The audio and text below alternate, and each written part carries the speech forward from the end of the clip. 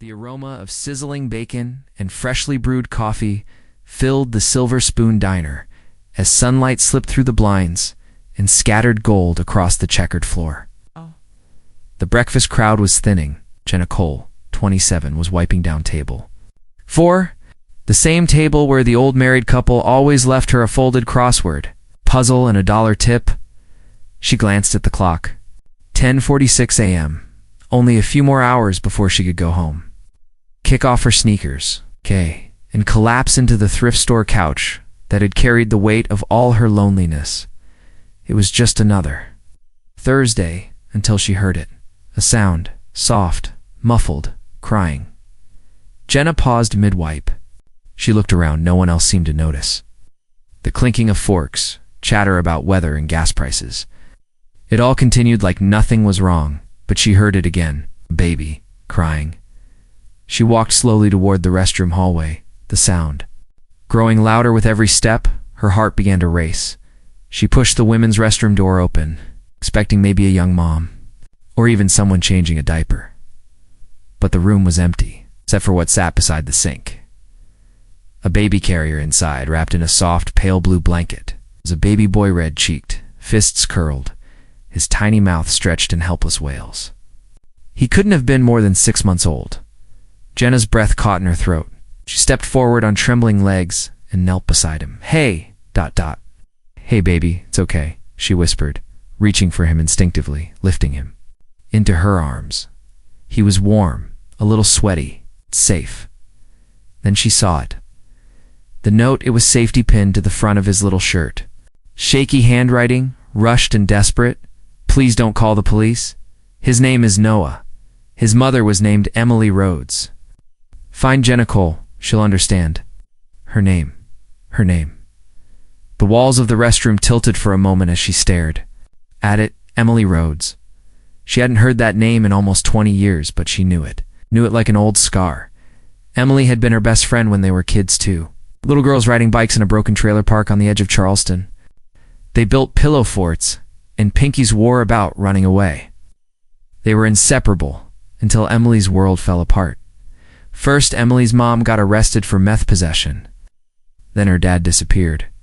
One night, without warning, Emily was gone. Just ... vanished. Jenna never saw her again. Just a cold space in her childhood where warmth used to live. And now, Emily's baby was in her arms. Tears pricked Jenna's eyes as she clutched the child tighter. What happened to Emily? Why leave him here, and why her? The bathroom door creaked. Open behind her. Jenna stood quickly, shielding the baby from view as Tammy, the head waitress, peeked in. You okay, Jen? Jenna swallowed. I need to talk to Mr. Carver. It's important. Ow!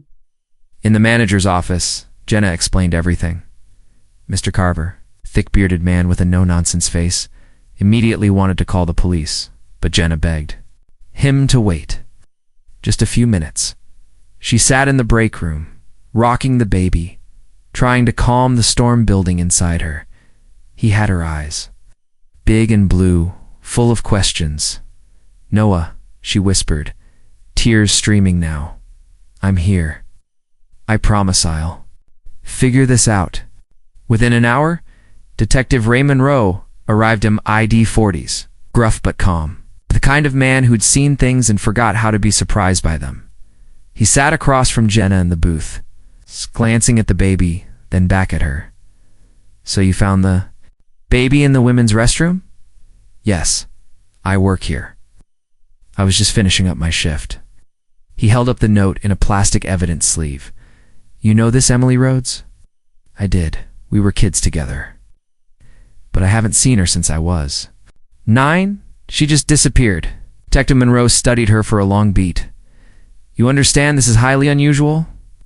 Abandoning a child, Evan, with good intentions is still considered a crime. If we can't locate the mother, this baby goes into foster care. The words hit Jenna like ice. She looked down at Noah, now asleep against her chest, his tiny hand gripping the collar of her shirt like he belonged there. Please, she whispered, let me keep him, just for a little while. I took foster care training a few years back. I was certified, I stopped the process before placement, but I'm still in the system? You can check. Monroe raised an eyebrow. That's quite a coincidence. Maybe it's fate. He didn't smile, but he didn't argue either. I'll call social services. If you're still on file and willing to sign a temporary guardianship form, we can arrange for a short placement, but Miss Cole. He leaned forward. If Emily Rhodes doesn't show up Sonora, if we find evidence she's in danger, you'll have to let him go? Understood? Jenna nodded. Understood, but in her heart, she knew something larger. Was that work? She hadn't seen Emily in nearly 2 decades. But that girl had trusted her with the most precious thing in her life. That meant something. Maybe Emily was in trouble. Maybe she was scared, but she knew one thing for certain. She wouldn't have left Noah unless she had no other choice. That night, Jenna tucked Noah into the laundry basket she'd turned into a crib. She sat beside it on the couch, sleep nowhere in sight. She stared at the note again, read it over and over. The handwriting, the name, her name. The past was back. A past she had buried with silence and time. But now it was crying in her arms. And it had her heart. The days that followed felt like a dream Jenna couldn't wake from. Noah had been placed in her care temporarily under South Carolina's emergency foster regulations, thanks to her previously filed paperwork from 2 years ago. A quiet file she'd never thought she'd use again, but fate had dusted it off. She spent her mornings rocking Noah, her nights researching every trace of Emily Rhodes online. Nothing. No social media, no criminal record, no recent address. That it was. As if Emily had been erased until the letter came. It was on the 3rd morning. Jenna found it on her doormat, tucked inside a plain white envelope. No stamp, no return address. Her hands trembled as she opened it. Inside was a photograph slightly faded, like it had been carried in someone's pocket too long. In it, Emily stood in front of a cheap motel door, holding Noah in her arms. Her face was thinner, her eyes darker. But Jenna knew that girl. She knew those eyes. On the back of the photo were 5 handwritten lines. I'm not safe. I've made mistakes I can't undo. But I trust you. He deserves more than I could ever give. Tell him I loved him. Jenna pressed the photo to her chest, tears brimming in her eyes. Emily was alive, but she was running that night. Jenna pulled out the original note that had been pinned to Noah's shirt. She hadn't let the police keep it. Something in her had said, hold on to it. Now, as she stared at the paper under the lamplight, she noticed something strange. Intitata, like someone had written on the paper while it was lying on another surface. Jenna grabbed a pencil and gently began shading across the blank back. Side lines emerged. Words. Her pulse raced. Check behind the diner, near the fire escape. Red box. Jenna stared at the message. A second clue. One Emily must have written while preparing the note. She bundled up Noah, wrapped him tightly in a blanket, and tucked him into his carrier. It was nearly midnight when she arrived at the back of the Silver Spoon Diner.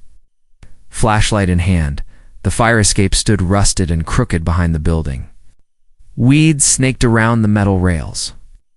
Jenna stepped around the dumpster, scanning with the flashlight beam, her breath visible in the cool night air, and then she saw it, half buried under a pile of damp leaves. Behind a loose brick in the back wall was a small red lockbox. Her heart pounded. She dropped to her knees, pulled it free, and opened the rusty latch. Inside were 2 things.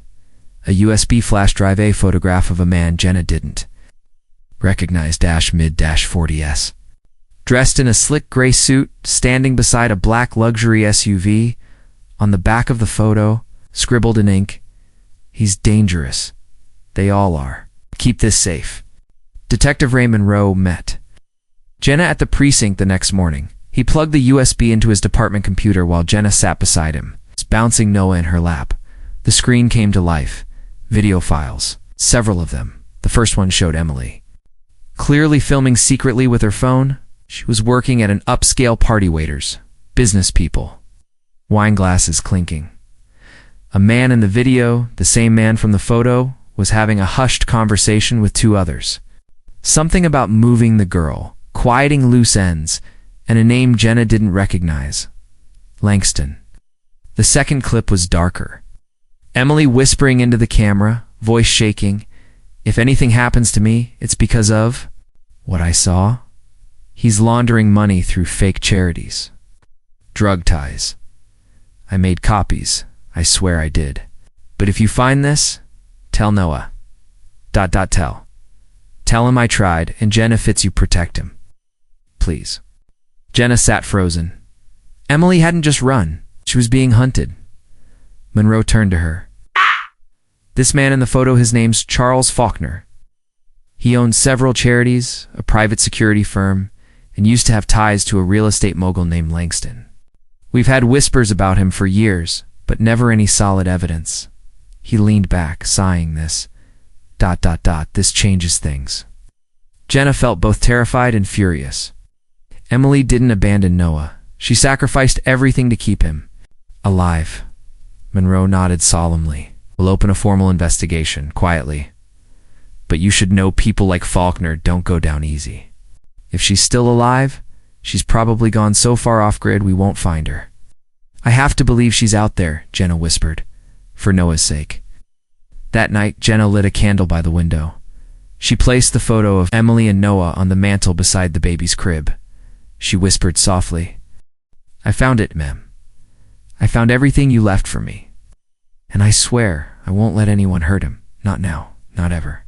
Noah stirred in his sleep, his tiny fingers twitching as if dreaming. Jenna brushed his soft hair and stared at the note one more time. The edges were worn. The meaning had only deepened. "Find Jenna Cole. She'll understand." And now she did. She understood it all. The fear, the courage. The love. Emily hadn't vanished because she was weak. She disappeared because she was protecting the only thing she had left to love. And now, that love slept peacefully in Jenna's arms. It had been 6 weeks since Jenna Cole found baby. Noah crying in the women's restroom of the Silver Spoon Diner. 6 weeks of sleepless nights, emergency hearings, whispered phone calls, and quiet tears. The secret recordings from the USB had been handed over to the State Bureau of Investigations, and Detective Ray Monroe was assigned to quietly assist with the case. But things were slow. Faulkner's legal army was vast, and without Emily Rhodes to testify, the videos were treated as circumstantial. Worse, there were still no signs of Emily. No new letters. No sightings, no anonymous phone calls, just silence. But amidst the uncertainty, something unexpected bloomed: motherhood. Jenna never expected to love anyone this fast or this deeply. But Noah changed her. Every morning she woke to his babbling, his chubby little hand patting her face like he was reminding her, "I'm still here." He giggled when she danced. He cried when she left the room. He watched her with the eyes of a soul that somehow understood more than his tiny body should. And every time he laughed, Jenna could hear Emily's voice whispering from the shadows. "Tell him I loved him," she did. Every night, she told herself she'd find a way to keep him forever. The court hearing, the family court. Building in Charleston was cold and gray, its walls as lifeless as the stories they held. Jenna sat on a wooden bench outside the courtroom, Noah in her lap, dressed in a soft blue onesie. He was chewing on the corner of a stuffed giraffe, while Jenna stared straight ahead. Across from her sat a representative from the state child services, flipping through a file filled with paperwork, statistics, and impersonal facts about the boy Jenna now called her son. Detective Monroe approached quietly, his tie slightly crooked, coffee in hand. "You ready for this?" he asked. Jenna looked up. Her voice was steady, but her hands trembled. "I have to be." Inside the courtroom, the judge, an older woman with silver hair and tired eyes, reviewed the file slowly. "Miss Cole, are you aware of the legal implications of this petition?" "Yes, ma'am. You are not biologically related to the child, nor is there legal documentation from the mother granting you guardianship." "I understand. Then tell me, why do you believe you should raise this child?" Jenna stood, holding Noah close. She took a deep breath, "Because his mother trusted me with his life." The room fell silent. "I didn't ask for him. I didn't expect him, but I love him. And I know he's not just some child who needs a home. He's a little boy whose mother disappeared to protect him. And she picked me. She believed I could give him something better than she ever had. Her voice cracked. I've seen the system. I've been in it. I've watched good kids fall through the cracks, but Noah won't be one of them. Not on my watch. I don't have much, but I have love. And I will give him everything I never got growing up. She paused. He already changed my life. Please, let me change his. The judge didn't say anything for a long time. Then she nodded slowly. I've reviewed the special circumstances. Detective Monroe's report. The emergency placement success. And your willingness to adopt. She stamped the file. Petition for permanent guardianship granted. Jenna didn't cry until she got to the parking lot. There in the back seat of her rusty old car, she kissed Noah's forehead again and again until his giggles turned to yawns. You're mine now, she whispered. Forever. 1 year later, the Silver Spoon Diner hadn't changed much, still the same checkered floors. The same squeaky jukebox that skipped during Kenny Rogers songs. But something was new. Above the register hung a framed photo. Jenna smiling, holding Noah on her hip. He was dressed in a tiny apron and baseball cap, pretending to take orders. Below the photo, Found in Hope. The locals loved the story. Customers whispered about the miracle baby who appeared one morning, and the waitress with the soft smile who never let him go. No one mentioned Faulkner. No one mentioned Emily. Jenna still checked the mail every day with quiet hope, still paused whenever an unknown number called, still looked twice when a woman passed by with dark hair and tired eyes. She never gave up. But Emily never came. One rainy Thursday afternoon, Jenna found an envelope tucked under her apartment door. Inside, a single postcard. No name, no message. Just a drawing of a beach place from their childhood. One Jenna and Emily used to bike to after school. On the bottom corner, 2 words, still watching. Jenna sat down on the edge of her couch, the postcard clutched in her hands. She pressed it to her lips, then placed it inside a small wooden box beside the baby blanket Noah had been found in. That night, Jenna tucked Noah into bed. He was older now, too, talking in bursts, smiling like sunshine. She turned off the light, kissed his forehead, and whispered, Your mama was a warrior. That she gave up everything so you could live. And I promise you, as long as I breathe, you'll never have to run like she did. Noah stirred in his sleep, and Jenna sat by his crib a little longer, listening to the soft rhythm of his breath against the quiet. She didn't know if Emily would ever return. But she knew one thing for certain. She wasn't raising a lost child. She was raising a legacy. A living reminder that even in the darkest corners of fear, a mother's love could still light the way home.